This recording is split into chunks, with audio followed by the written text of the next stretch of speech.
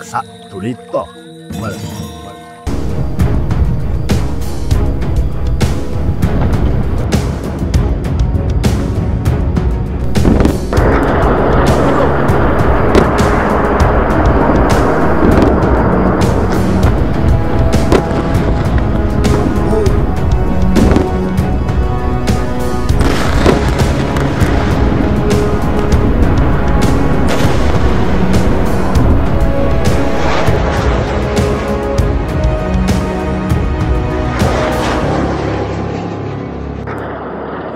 Di balik kabut padang pasir dan bayang-bayang diplomasi dunia, tersembunyi sebuah ketegangan yang tak pernah benar-benar padam. Perang antara Israel dan Iran bukan sekadar konflik dan perang militer dua negara. Ini adalah bagian konspirasi, puzzle geopolitik, permainan bayangan dan medan perang, rahasia di balik layar dunia. Sejak revolusi Iran tahun 1979, hubungan antara Teheran dan Tel Aviv berubah drastis. Dari kerjasama diam-diam menjadi permusuhan terang-terangan. Israel melihat Iran sebagai ancaman eksistensial. Iran melihat Israel sebagai simbol penindasan dan pengkhianatan terhadap Palestina. Tapi, pertanyaannya bukan sekadar siapa membenci siapa. Pertanyaannya adalah, siapa sebenarnya yang menarik pelatuk dan untuk siapa perang ini ditulis? Konflik mereka bukan selalu di medan terbuka. Serangan drone tanpa nama, pembunuhan ilmuwan nuklir di jalanan Teheran, ledakan misterius di fasilitas nuklir Natanz. Semua dilakukan dengan presisi dan pesan tersembunyi. Dan setiap kali dunia bertanya, siapa pelakunya? Jawaban selalu samar. Sebuah bisikan, mungkin Mossad, mungkin bukan, mungkin pasukan Quds, mungkin hanya bayangan. Iran mengembangkan program nuklirnya dengan alasan damai. Namun dunia barat dan terutama Israel tidak pernah mempercayainya. Bagi mereka, satu reaktor bisa berarti satu kota yang musnah. Dan itu bukan risiko yang bisa mereka terima. Israel, di sisi lain, tak pernah secara resmi mengakui memiliki senjata nuklir. Tapi semua tahu, mereka punya. Dan itu menciptakan keseimbangan ketakutan. Tapi ada yang lebih gelap dari senjata. Perang ini juga terjadi di ruang siber, dalam bentuk virus komputer seperti Stuxnet, yang menghancurkan sentrifugal Iran, tanpa satupun peluru dilepaskan. Ada yang menyebutnya perang generasi keempat. Ada yang menyebutnya permainan catur global. Namun, satu hal pasti, rakyat kecil selalu jadi pion. Di Gaza, di Suriah, di Lebanon, di Irak, konflik Israel-Iran menular lewat proksi, melalui Hamas, Hizbullah, dan milisi Syiah. Dua kekuatan ini bertarung tanpa pernah saling menyentuh langsung, seperti bayangan yang saling melukai, tanpa suara. Media internasional pun ikut bermain, kadang menjadi pemadam, kadang menjadi bensin. Opini publik dibentuk, persepsi dikendalikan, dan kebencian terus dijaga agar tidak mati. Dan jangan lupa, ada keuntungan besar dalam perang yang tidak pernah selesai. Industri senjata, kontraktor keamanan, perusahaan minyak, mereka semua hidup dari ketidakpastian. Mungkinkah perang ini memang dirancang untuk tidak pernah dimenangkan? Sebuah konflik abadi agar bisnis tetap berjalan. Oh Sun Tzu pernah menulis, perang adalah seni penipuan. Dan dalam konflik Israel versus Iran, penipuan terjadi di semua level, militer, ekonomi, ideologi, dan bahkan spiritualitas. Di satu sisi, bangsa yang dibentuk dari trauma Holocaust.